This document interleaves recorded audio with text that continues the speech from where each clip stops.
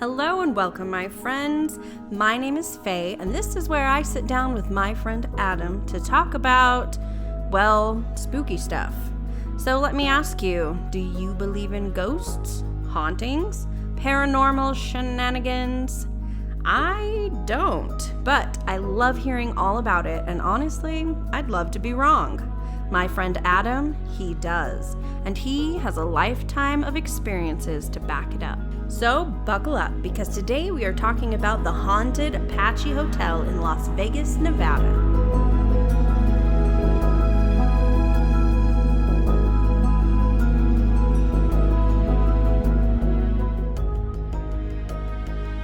This episode is a little bit different because Adam actually got to spend the night in the hotel that we're going to be talking about just last week. So it's still fresh in my mind.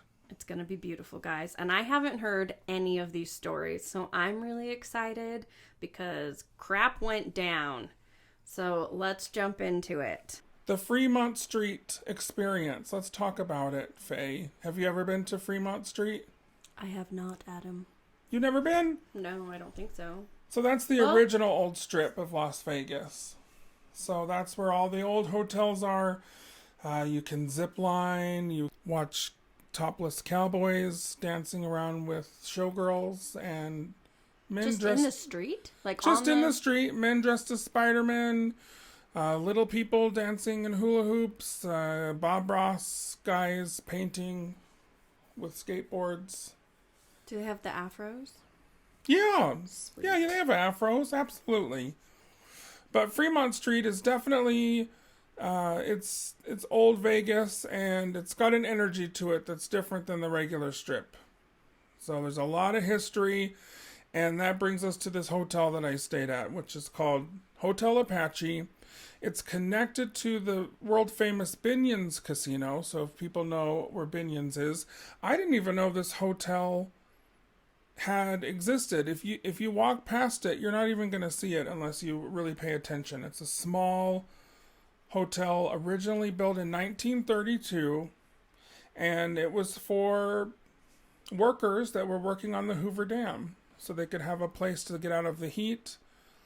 So it's nearly 90 years old, 91 years old right now, this little hotel. Just 3 floors and attached to this casino. So where should we begin with the Hotel Apache? Should we talk about... Let's do maybe some history. So you said that it was the workers on the Hoover Dam who needed a place to stay and spend that money. And so they opened that up. And then also it ended up becoming super famous. Like Clark Gable and Lucille Ball. Lots of famous Hollywood actors ended up Humphrey staying Bogart. there. Yeah. And this hotel was very, very fancy in its day. I mean, when I stayed in it the other night, it sure didn't seem fancy to me. But I guess for the 30s, you know, it had the first electronic elevator. And it was the first air-conditioned lobby and the first place to have carpeting. Carpeting casino, right? I guess people just like roamed in dirt floors. And then they came up with carpeting. So the big name attached to this hotel is Binion, of course. So in 1951, he purchased this property. And he renamed it the famous Horseshoe Club. The Horseshoe became the place to stay, like you were saying, for many big stars. Benny was the first to make poker a mainstream casino game. So he would take any size bet. In 2008, the current owner, which is TLC Casino Enterprises, they purchased the property. And that reminds me of my first time coming to the hotel. So back in 2008, I had booked a room on the internet, I think on Expedia or Priceline. Not a sponsor. Not a sponsor, unless you want to be, hey.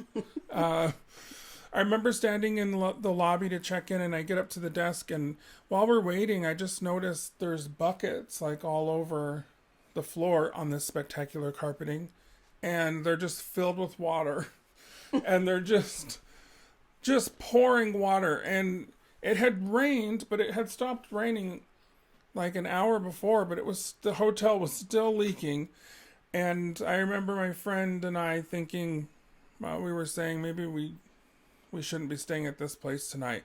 But we get to the desk and they're like, oh yeah, your reservation's canceled. The room's flooded. The ceiling collapsed. Gosh. So just months after, they end up shutting this hotel down, and it shut down for 10 years. So last week was my first chance to actually go back and stay at the Hotel Apache. They've made some repairs. The roof doesn't leak anymore, I'm being told. But some things do remain the same at this hotel, and that's the many spirits that are rumored to haunt this place. Crazy.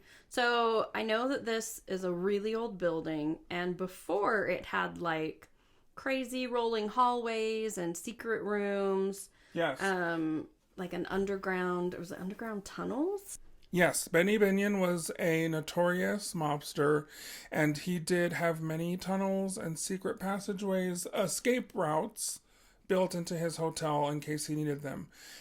His most famous room at the hotel is room 400. That's known as the Benny Binion Suite. I think it's rented out now as the presidential. But he had places in the bathroom that were just pop-out walls where he could climb under the vanity of his sink and jump out into the hall and go down through those tunnels to get away. Talk about prepared. Yes, quite the little Boy Scout. Back in the day when Benny used to stay at this suite, I was also told that he had 13 security guards you would have to go through just to get to that room and see him. So he definitely had enemies and people that were after him.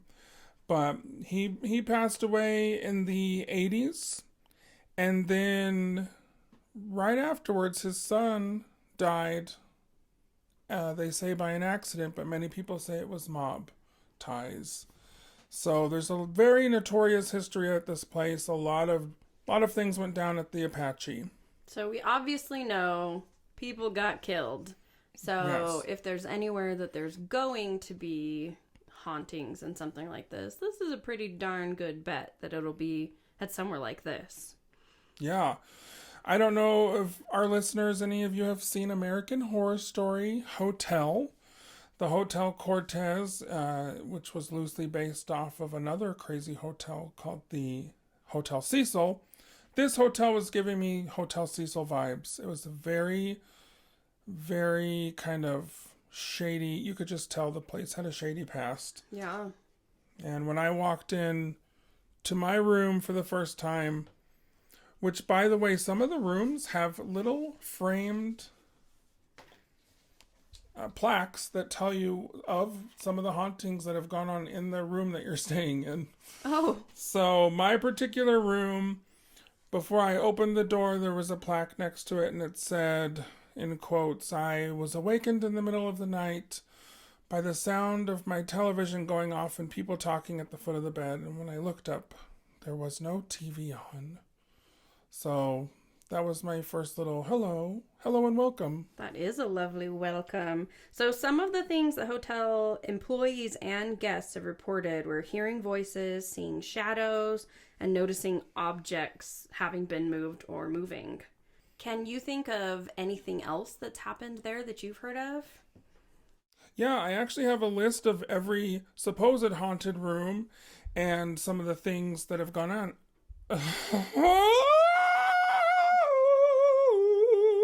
I'm sorry, I can't do the English today.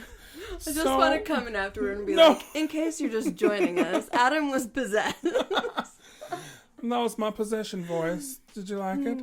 Okay, let me go through some of the rooms and some of the hauntings. So in room 250, a guest said, "I heard children laughing in the empty room next door." So they called the front desk and said, "Can you ask them to get their kids to calm it down?" And they said, no, ma'am, because there's no one in that room. So that's spooky. I hate kids' stories. There's something extra creepy about it being like, kids are extra voices creepy. Or children singing. Mm-hmm. I don't know. There's something very ominous about that. Yeah, because half the times it's like, are they even a kid or is it something, dun, dun, creepy? Dun. In that same room, another guest said they took their tennis shoes off, placed them next to the table. When they woke up, their shoes were in the middle of the room, and then they watched the bathroom door close on its own. all at the same time.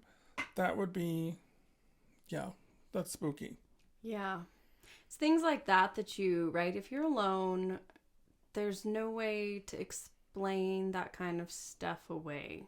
Like, weird things happen, but how do you watch something like that and then not having an answer? Like, if I saw that, I'd be freaked out.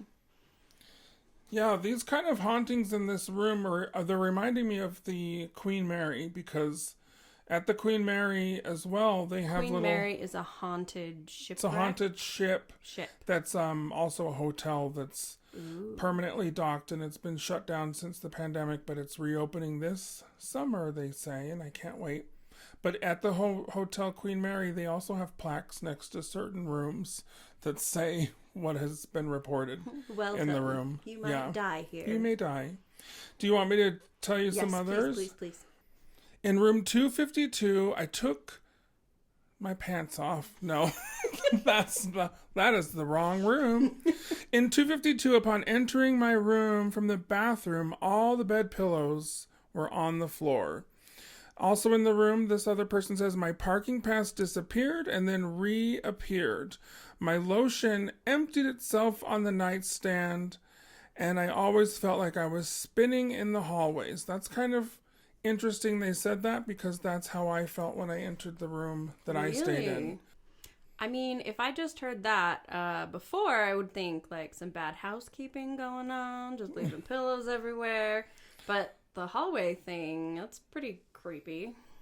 Well, it sounds like this person went into the bathroom to like go to the bathroom and then walked out and their pillows were on the floor. So that's a little bit more disconcerting to me, you know? Yeah, right. But the spinning situation, if people were to watch my live stream, I did a 3-hour live stream. The whole time I kept saying, like, I feel like I have the worst vertigo. I'm spinning. When I walked into my bedroom, it felt like I was on, like, in a fun house. You know, those fun houses that are all wrong. And that's one of my very first signs that I'll get if there's something happening in a room, because I am very sensitive to hauntings. But it was very severe in this room, and it did not go away. Usually it goes away after a few minutes when I'm in a location, but this stayed with me the entire night I was there, which is... Does that tell you something? Like, what do tells you me think? I need to get away from that room. Oh, gosh. It's just... the other thing that happened to me when I walked into that room, which I was in room 355, and... it felt like I had dropped through the floor when I walked into the threshold of that room. It's hard to explain, but have you ever been in an elevator and you feel it kind of drop out, and then your body still is on the floor above you? Yep. But you're going down. That's how I felt in my room, and it never went away.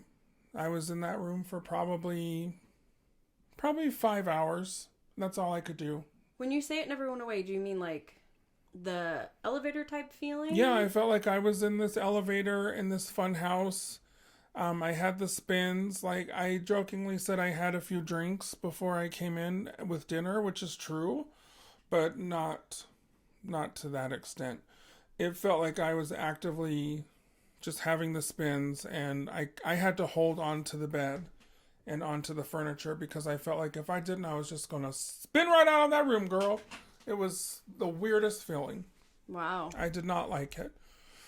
And the other thing I told people too was the entire time I was in that room, it was like I was underwater and I was swimming like upstream. My arms, I couldn't even lift them up. It like took moving everything. Really slowly. Everything was in slow motion when I was in there. It was like time was going different. And to the everyday person going into this room, it was just a very unassuming, pretty boring, simple room that had been renovated. So, I mean, it was clean. Everything was fine, but it was just the atmosphere. I could not get past whatever was going on in this hotel. So, you said that it reminds you a little bit of the Queen Mary, but have there been other places at the Queen Mary? Did you experience these kind of sensations, or was this I did. The only other times I've ever felt this extent, of the spinning and the having no sort of balance was when I was in the Queen Mary at the very bottom of the ship in the cargo hold, which you're not even allowed to go in there. I had to get special access, and that's where they had kept the POWs during the voyages during World War II, and hundreds of men had died in that room. And that was the same feeling I got in this hotel room. Like, I immediately walked in and I knew something bad had happened in the room.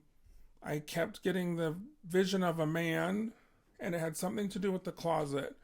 And so I actually opened the closet door before I did my live stream, and we kind of investigated the closet of this room.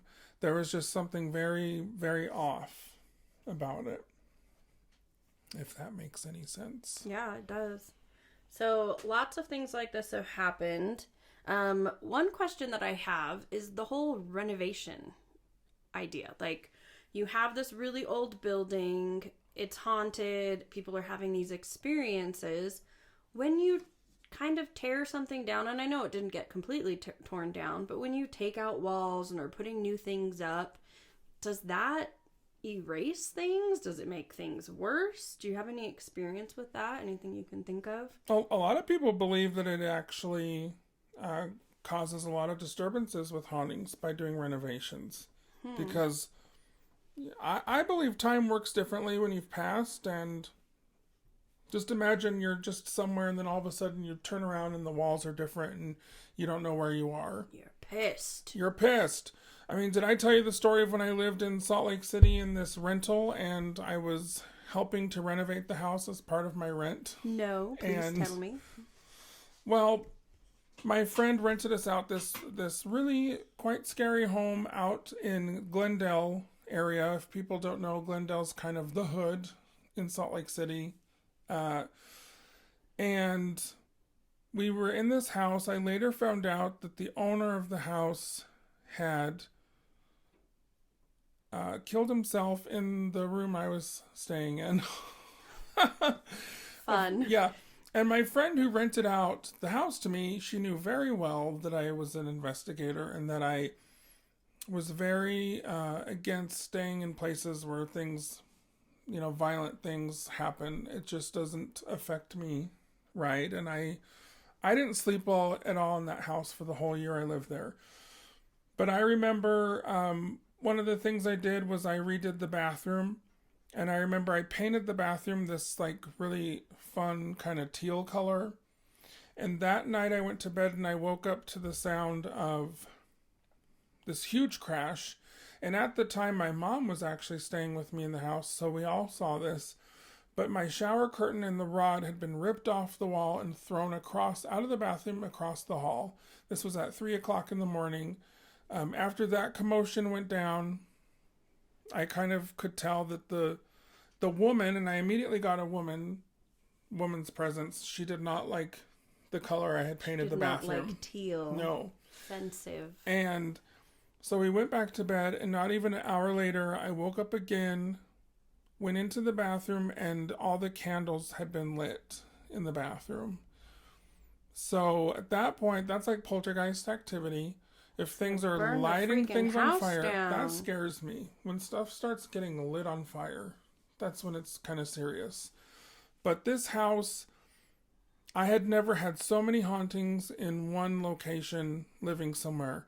There was one night I remember during the remodel, we were with my friends playing a card game in the living room, and we all witnessed a man walk past the window of the living room. The thing that I didn't realize was the windows were so tall, the man would have had to have been like 9 feet tall for us to see his shoulders and his head walking past. Oh my gosh. So it was so startling that we ran out to the door, and it had been snowing really bad that night. And we saw footprints in the snow going into an old RV that was parked on the side of this house.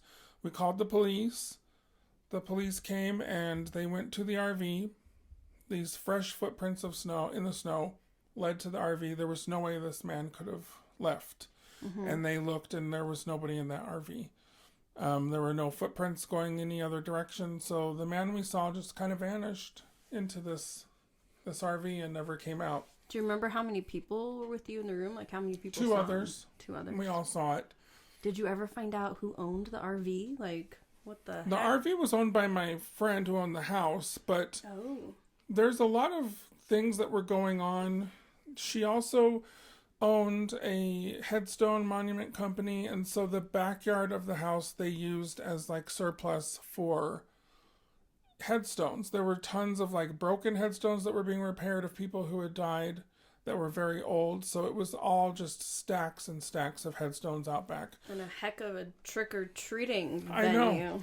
So I think there was a lot of energy from maybe that being in the back, but I remember on a Christmas Eve after I had remodeled the bathroom and I could tell that these people were angry. I was wrapping presents and my cat was next to me, and all of a sudden in the bathroom we hear a woman hysterically laughing in the bathroom. And I looked at my cat and her tail was like poof. Bristly. And we were the only ones in the house. My 2 roommates were out of town for Christmas.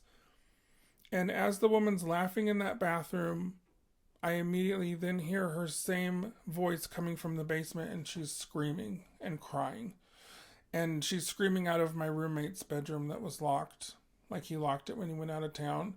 And so I kind of just like put my shoes on. I told my cat, I'm sorry, Percy. Mama's got to go now. You're just going to have to take care of yourself. And I backed up and I walked out of that house in a blizzard. It was a storm. And I went to my mom's and I was like, I'm good. I'm not staying here. And I know I was a paranormal investigator for 20-something years. But when it's like happening to you and you're by yourself. In your house, you're alone. You just don't want to deal with it sometimes. So Yeah. I left. So my long, like, roundabout way of answering, yes, I think renovations cause all sorts of stuff that they stir up. And that happened at this house, of course. So the Hotel Apache, I mean, if I was a spirit there, I'd probably be mad too, because I didn't love the way they did the remodel.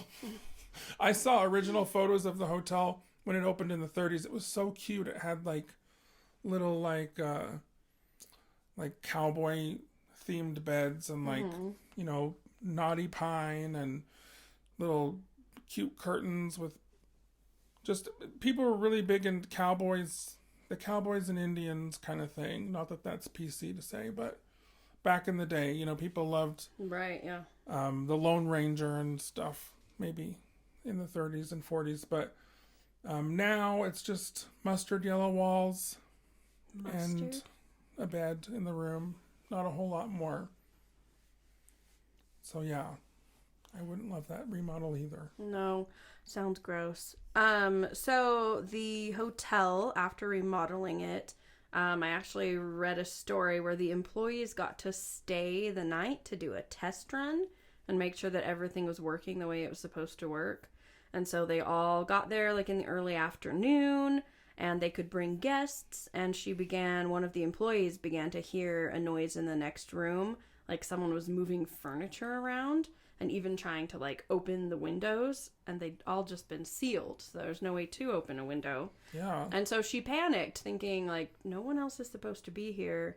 They were the only ones that were supposed to be there, and was concerned, so called down to the front desk, and they did the same thing as your kid's story, where they looked it up and no one was there, and they sent someone up and there was no one in there, and all the furniture was exactly where it was supposed to be, but they'd heard it so clearly.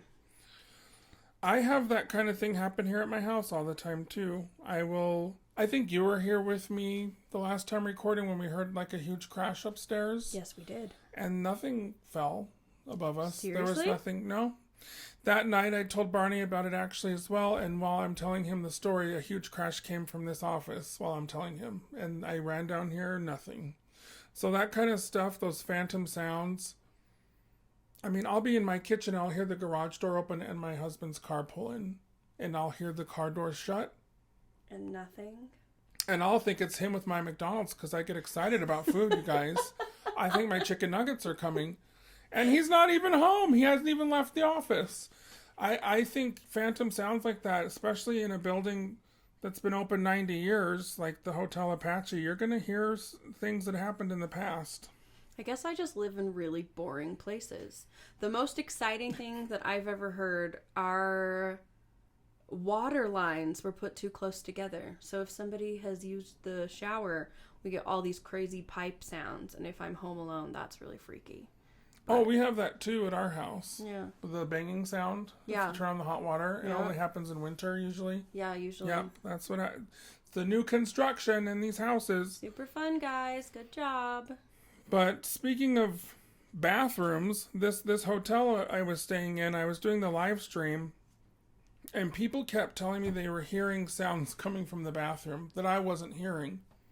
And like on the live, like people listening, like watching the live stream? Yeah. Oh. So I need to go back and watch it. But I do remember there was a time when we were doing a spirit box session, and explain to me what the spirit box does. What is this? So I use this little app on my phone sometimes. It's more for entertainment, but it does give pretty cool results at times. It's called the Necrophonic.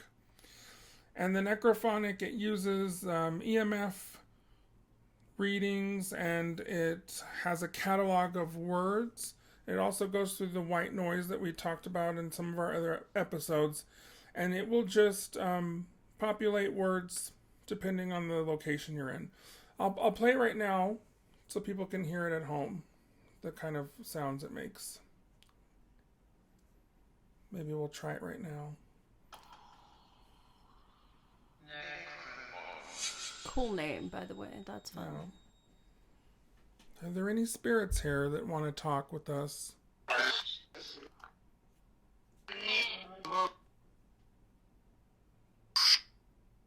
Can you say my name?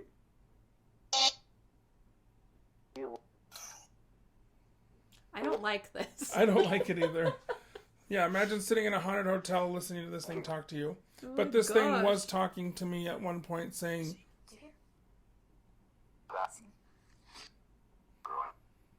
how many people are in this room? Did that say help? Did you hear that kid say help? Why are there kids talking? See? Creepy, right? When there's kids' voices? Creepy kids, but this is kind of fun. Is there a message you want to give our folks listening to the podcast? Ew! I don't like that. Oh my god. Oh no. Okay, well, we're going to go then. Thank you so much. Have a good day, spirits. We're going to close you now. Bye-bye. Bye. Say goodbye. Bye-bye. Say goodbye. So, oh, I'm sorry. What? What? So yeah, that's the Necrophonic. Wait, so is it going through radio frequencies? It is. That's what you're saying. And they're supposed to be super fast. So It is. But then it's, you guys heard it here as well. You could hear children's voices and stuff. I don't know how many radio stations have like kids talking on them constantly, but yeah, that's what a spirit box is essentially. It's just like back in the day, you'd go to Radio Shack and get a radio, and you would fix something with the wires so that you would constantly just scan through stations, and then if a spirit is nearby, it said that they can talk to you. But we were using that in the hotel room, and it kept talking about being murdered, and I would ask it, to say my name. It said my name. It said Adam. Say my name. No one is around you. Say, baby, I love you if you ain't running games. Say my name. Say my name. Excuse me. Yes. I'm sorry. But at one point, I was doing the live stream, and I distinctly heard the sound of the lotion in the bathroom being lifted up and dropped down on the metal tray that was above the sink. And then people were seeing shadows of foot shadows. the shadow of feet walking under the door of the bathroom. And one of the weirdest things that happened that night was I had a lantern that I brought that I put in the closet just to light up to make it easier for viewers at home to see the closet. That lantern only has one option. It's either on or it's off. There are no color changing abilities, but this lantern was turning from white to the color of blue when I would ask for signs in the room. And I'm going to have Faye just take a look at this and we'll see what she thinks. So while Adam's pulling that up, I just looked up the Necrophonic app just out of curiosity. Things like this are always so interesting when we use technology, and I always kind of like to know the science behind it. Like, what is actually going on? Is there a way that it's taking what you're saying and somehow bouncing things back? Is the app using something to, like, change voices? I don't know. I'm just really interested in that. But something that I think is very interesting is that people have asked, like, I downloaded this, what if people experienced? And overall, it's really interesting that people who have used this have really heard things. I mean, there's no right or wrong answer, I think. I think a lot of times, and Adam, correct me if I'm wrong, but right, if you're kind of searching for something, sometimes it's easy to see or hear something that's not there. But yeah, that's true. At the same time, a lot of these people, when you have so many people experiencing the same thing, it's hard to not put some weight to that. Yeah, and a lot of people will kind of laugh about the whole downloadable apps thing. And yeah, I'm sure that there's a big area for error in these, but I sometimes will switch my phone to airplane mode and I'll let the white noise run, and I will still get very intelligent responses when I shouldn't be able to. So I do think technology is very interesting to use while investigating. I don't know if you can see this. Okay, I'm watching the footage now. I'm looking at it with my eyeballs, though, into the closet. It's not doing it on this. I don't know if they're trying to say it's doing it with the screen, but I'm looking at it with my eyes. Shadow by the door. They're saying the bathroom door? Just keep an eye on that closet and tell me if it changes colors. The lantern is changing colors in that closet. My lantern is just white. It went from blue to white? Okay, so Yeah, did you see that? Yeah. Hang on. So the plug-in thing over there wasn't there. Now it's there. You're hearing a viewer watching and telling me they're seeing shadow people behind me while we're doing the live stream. So there was a lot of movement going on. Well, mainly I just wanted to see if you could see how it was changing colors. I mean, I definitely saw the light. It looked like it went from blue to white. I'm not seeing any shadows. Did you see the shadows? You said you weren't. I wasn't, but do you see on the thumbnail right down there? Do you see the color changing? Yeah. See how it's just completely changing colors? Weird. And you weren't changing settings on anything. No, I was just using a Coleman lantern. Does not turn blue. And it was live stream. It was live stream, and the lantern was changing colors in front of people. Weird.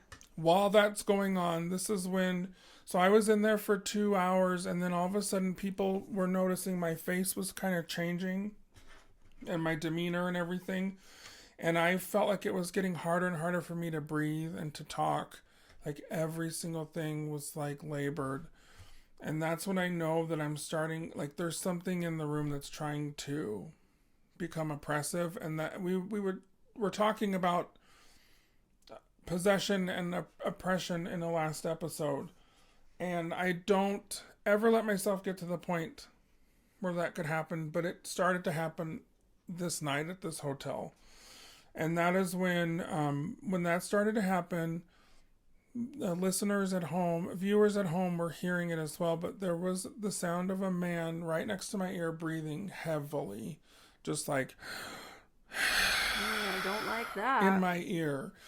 And it was so loud that I could feel it on my neck. And there was no one in that room with me. No, thank you. While that's happening, people in the live stream are also commenting on hearing hymnal music, like church music playing. And there's no church music playing. You know, there might have been Guns N' Roses playing out on Fremont, and you can kind of hear the rumble of the bass, but they shouldn't have been able to hear a choir singing in that room with me. Also, while that's happening, people kept saying they could hear the sound of a life support machine, you know, the beeping, and I couldn't hear it at all. But then after an hour or so, I started to hear the beeping sound right when that man was breathing in my ear. So I kept getting this vision in my mind of this man, and I really think he did something to himself in the closet. I'll let people draw their conclusion as to what someone could do in a closet to end their life. But something happened in that room. There was definitely a death. Did it feel like angry or sad? You said that it kind of felt oppressive. Like, what was it? It felt like it was very resentful that I was in that room doing what I was doing. Like I was disrespecting him for some reason. Space. And I say him because it was a man. And I couldn't get out of there soon enough. I never leave a place like this, but the weird thing about the room is there were no windows that would open, like you had mentioned earlier. So I needed to get out of the building. Normally when I'm in an investigation and I start feeling that oppression, like something's trying to take hold or, you know, do something more than just let me know that they're there, I do have to leave the venue and go outside. So it wasn't like I could just walk outside. I would have had to have packed and walked down this spiral staircase. I mean, it's an old hotel. So we ended the live stream, and I kept my friend that was on the live stream with me because she's like, I don't want to let you off the Zoom call. I want to make sure that you get out of the room. Because I felt like I was John Cusack in the Room 1408 movie. I love that movie. I was waiting for Karen Carpenter to come onto that scary little radio in the bed, and I'm like, I really did. I believed that if I didn't get out of that room, that I wasn't going to get out of that room. I know it sounds really dramatic, but I don't know how to explain it, but I had to get out. So at 1 o'clock in the morning, I packed all my things, and I checked out of the hotel. And I felt really dumb doing it because, you know, I paid for the whole night, but sometimes it's not worth it. Yeah. And so I left. I've never experienced anything like this that I would call paranormal activity, but it really does remind me of situations that I've been in or that you hear about where something's going on and you feel like you're being watched, or you feel, you know, the hair on the back of your neck rise. And there's really, a lot of the time, there isn't anything that can explain that. But then we have countless stories of people who have been attacked or have had terrible things happen to them and will report having felt those things right beforehand. And I find that really interesting. And to me, it's just proof that when you have those gut feelings, you need to listen to it. So I think you did the right thing.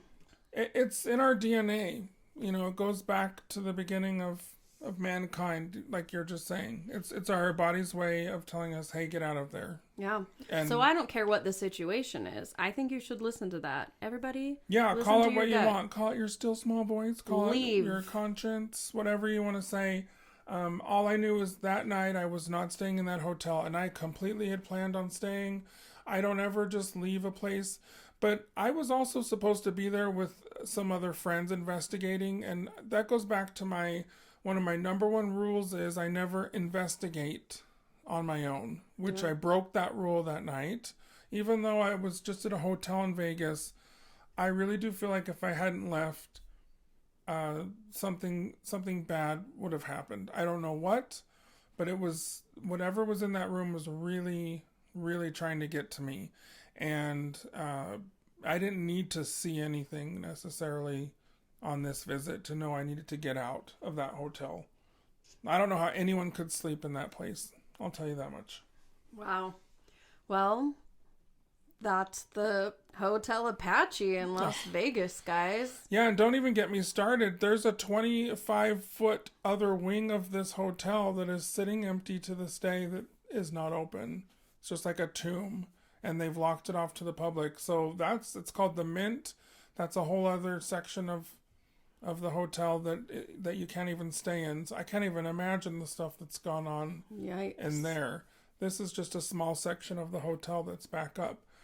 But, they don't have any resort fees, and the parking's free. So maybe if it's worth it.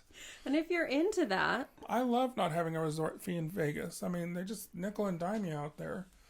So for the price, I mean, is it worth it? Let me work it. I don't know.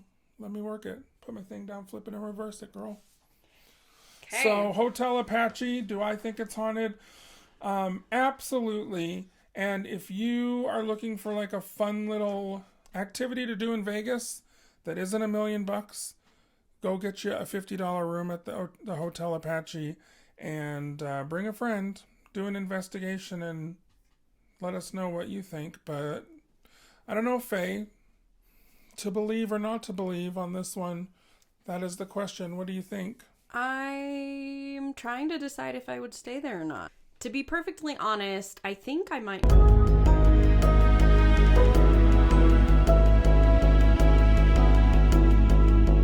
Will Faye ever tell us if she believes or not believes? Well, you'll just have to keep watching with your ears, also known as listening.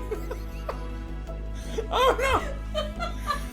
Be sure to come back every week and listen with your ears, and be sure to subscribe to our podcast wherever podcasts may be. See you then. Bye-bye now. Take care.